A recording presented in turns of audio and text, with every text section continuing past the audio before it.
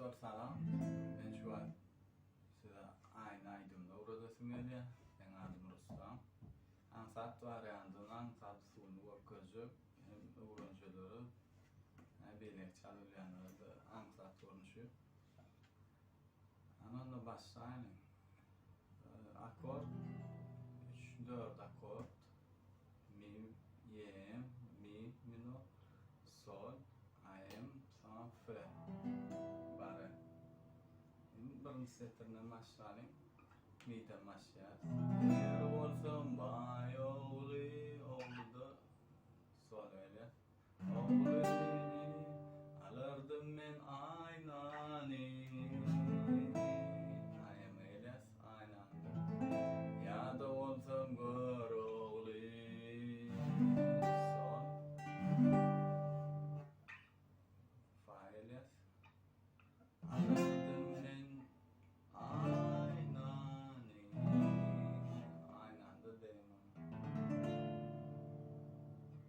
Naytalar korkuda intihada.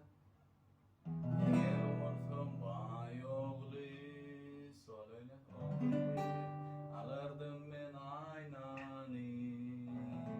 Ayem ya da olsam gör oğlu fayles alırdım ben aynani. Son prepare aynaniden ayema düşüyor. Bakın aynani ayem. Son ikinci aynani sol öyle. Aynani yine yakar. Alırdım ben aynani. Şu an çevreli okudu. Degnek kupletlerim şunu alıyor. Yani sözleri yutkuyor. Ona bir gaytalar korkuyorlar. Ne sarar? Başını çekme başlayalım. Yukarı. İkinci tarafta çoğuya. Buraya. İnmiyor aşağı.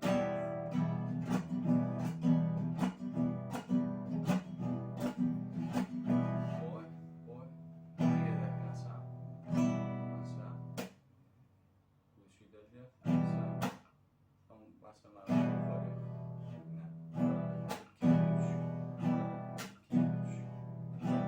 2, 3. Son 4. 2, 3, 4. İbrahim bu şey dedi. Yine başlamalar. 2, 3, 4, 5. Eğer olsam bay oğlu alırdım ben aynani. Ya da olsam gör oğlu alırdım ben aynani. Şu an yetişmedim. Yine yankı. Eğer olsam gör oğlu alırdım ben aynani.